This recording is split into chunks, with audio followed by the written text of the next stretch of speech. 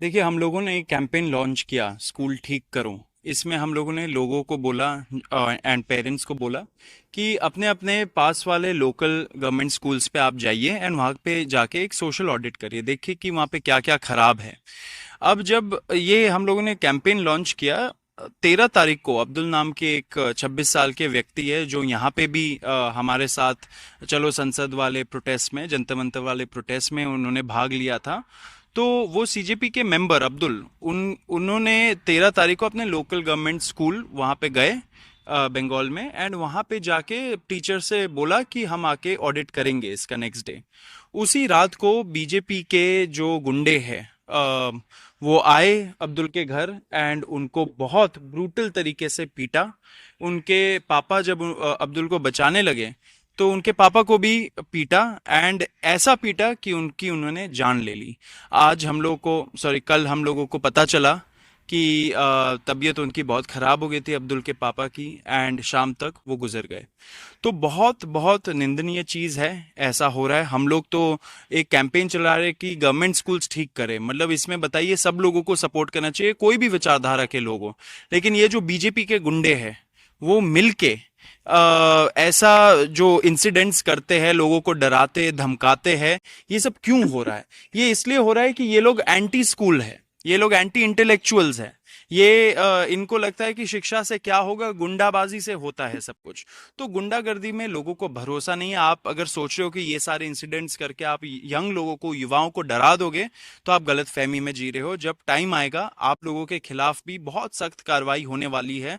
Ground level पे awakening चल रहा है, एंड ग्राउंड लेवल पे लोग आप देखोगे इतने सारे बच्चे खुद ब खुद, जेन जेन अल्फा, जेन एक्स, जेन जी, सारे मिलके अपने स्कूलों को ठीक करने में लगे हुए हैं। इसमें उनको हेल्प करने के बजाय आप लोगों का मर्डर कर रहे हो। मतलब बताइए, शर्म आनी चाहिए। बीजेपी वाले भी जो है उनको भी समझना चाहिए कि ये सारे चीजें पोस्ट जंतर मंतर इंडिया में नहीं चलेगी, युवा एक्सेप्ट नहीं करेगा।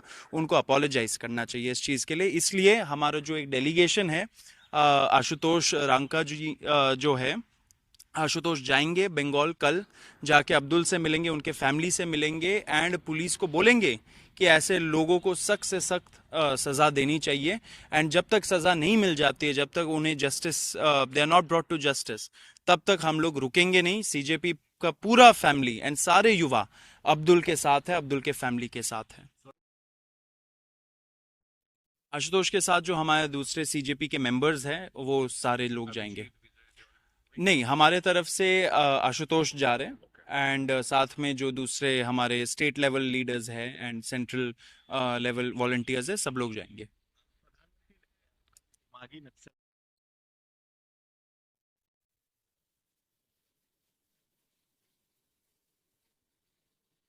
मैं तो आपको बोल रहा हूं कि बीजेपी के जो लोग हैं वो एंटी स्कूल है, एंटी एजुकेशन है, एंटी युवा भी है, एंड एंटी इंटेलेक्चुअलिज्म भी है। मतलब उनको बर्दाश्त नहीं होता कि कोई पढ़े लिखे, अपना ओपिनियन हो, उनका अपना क्या बोलते हैं, दिमाग हो।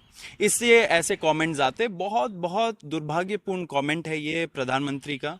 प्रधानमंत्री को ऐसे शब्द तो देश के युवा के लिए नहीं यूज करना चाहिए। दिमागी नक्सर, मतलब कि आप मान रहे हो कि ये दिमाग वाले लोग हैं। एंड मुझे लगता है ये जो आजकल आप ये कमेंट्स दे देते हो ना कि कॉकरोच है, पैरासाइट्स है, दहशतगर्द है, वायरस है, एंड अब आपने बोल दिया दिमागी नक्सल है, ये सब चीज़ें नहीं चलते।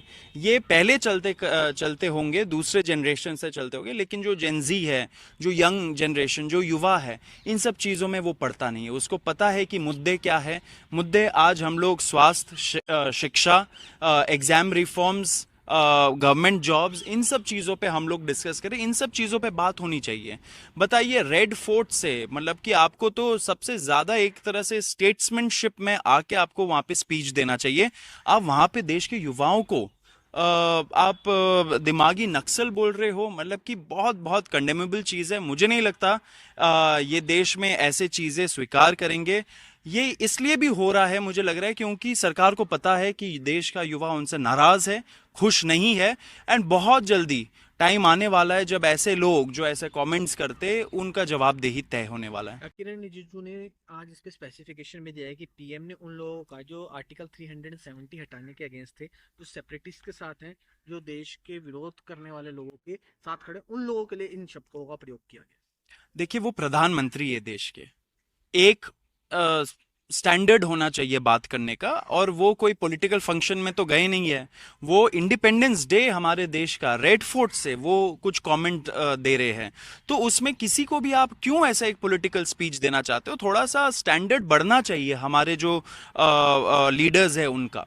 वहां पे देखिए, आप किसी को भी बुलाइए, आपने बोला दिमागी नक्सल, आप बोल रहे हो कि आप ऐसे ऐसे लोगों को बोल रहे हो, लेकिन इशारा आपका देश का युवा के तरफ है। देश का युवा इसे बर्दाश्त नहीं करेगा, वो हंस के इसे टाल देगा। एंड हंसी में ही लेते हैं आज के लोग। पूरा एक तरह से ये सरकार जोक के तरह चल रहा है।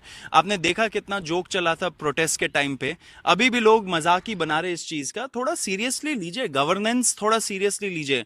आपने क्या किया? एग्जाम रिफॉर्म्स, आपने ये जो मेजर्स लिए हैं, आपने बोला था कि आप युवाओं के साथ कंसल्टेशन करेंगे, क्या आपने किया वो चीज? क्या आपने जो इतने सारे दूसरे प्रॉब्लम्स चल रहे हैं हमारे देश में, इतना बड़ा कैंपेन चल रहा है स्कूल ठीक करो वाला, उस पर आप लोगों ने कोई सहयोग किया? क्यों आप मिलके देश के युवाओं के साथ स्कूल को ठीक नहीं करना चाहते हो? आपको तो बोलना चाहिए कि जो युवा जाना चाह रहे हैं स्कूल, वहां पे हम लोग भी चलेंगे साथ में। आपके लोकल एमएलए को भी चलना चाहिए, बीजेपी के एमपीज को भी चलना चाहिए। ये सब ना करके आप बोल रहे हो कि दिमागी नक्सल एंड वगैरह वगैरह, ये सब आप बंद कर दीजिए। देश का युवा जवाब मांग रहा है, गवर्नेंस मांग रहा है। आपको गवर्नेंस पे फोकस करना चाहिए, ना कि ऐसे ये चीप कमेंट्स पे फोकस करना चाहिए। असली कॉकरोचेस सिस्टम के बाहर निकल के आ रहे हैं। मनन मिश्रा जी ने ऐसा कमेंट किया, बहुत निंदनीय चीज है। आप कैसे, एक तरह से ये तो आपका वो जो तानाशाही वाला रूप है वो दिख रहा है ना। डिक्टेटोरियल माइंडसेट है आपका, कि आप बोल रहे हो कि क्योंकि आपने chief justice of India Suryakant के खिलाफ प्रोटेस्ट कर दिया तो आपका पूरा बैच को हम लोग ब्लैकलिस्ट कर देंगे। बताइए, ये हो सकता है? ये तो लोकतंत्र है। आप मतलब आप बार काउंसिल ऑफ इंडिया के चेयरमैन हो 2012 से, मतलब कि आप लॉयर्स को रेगुलेट करते हो, उनके लिए रूल्स बनाते हो, तो आपको तो लॉ का बहुत बड़ा विद्वान होना चाहिए था। लेकिन आपने ऐसा ऑर्डर पास किया जो एकदम इलीगल, एकदम असंवैधानिक ऑर्डर है। तो अब मुझे तो लगता है मनन मिश्रा जी को अपना डिग्री दिखाना चाहिए कि कहां से उन्होंने लॉ पढ़ा, कहां से वो ऐसा ऑर्डर पास करते। कुछ उन्होंने ऑर्डर अगर आप पढ़ोगे, उसमें कोई भी लॉ के प्रावधान को उन्होंने इंडिकेट नहीं किया। उन्होंने एक तरह से फरमान जारी कर दिया। वो उत्तेजित हो गए ये पढ़ के, उन्होंने अपने पीएस को बोला कि लाइए लेटर हेड, वहां पे बार काउंसिल ऑफ इंडिया के लेटर हेड में उन्होंने पास कर दिया एक फरमान। ये डिक्टेटोरियल माइंडसेट है। ये पोस्ट जंतर मंतर वाला जो देश है उसमें नहीं चलने वाला है। उन्होंने अपोलोजाइज किया है। नालसार के बच्चे, एनएसयूआई के जो बैंगलोर के बच्चे हैं लॉ स्कूल वाले, एंड काफी सारे जो एल्यूमनाई एसोसिएशंस है ऐसे लॉ स्कूल्स के, उन्होंने इसको कंडेम किया था एंड बोला था कि इनको अपोलोजाइज करना चाहिए। उन्होंने अपोलोजाइज किया, सॉरी मांगा, अच्छी बात है। लेकिन कॉकरोच जनता पार्टी ये बोलती है कि देश के जो लॉ स्टूडेंट्स हैं, जो लीगल कॉकरोचेस हैं, उनको डिसाइड करना चाहिए क्या इतने में वो खुश है, क्या इट्स डन ब्रो वाला बात आ चुका है। अगर इफ इट्स नॉट डन, फिर तो उनको रेजिग्नेशन मांगना चाहिए। लेकिन ये हम चाहते हैं कि ग्राउंड लेवल पे अवेकनिंग हो, ग्राउंड लेवल पे बच्चे ऑर्गेनाइज हो, एजिटेट करे अगर जरूरत पड़े, एंड हम सारा सपोर्ट उनको करने के लिए तैयार है। But the decision has to come from these legal cockroaches. अगर वो रेजिग्नेशन चाहते हैं हम उनको सपोर्ट करेंगे, अगर उनको लगता है कि रेजिग्नेशन नहीं, सॉरी से काम चल जाएगा, तो हम उनको सपोर्ट करेंगे।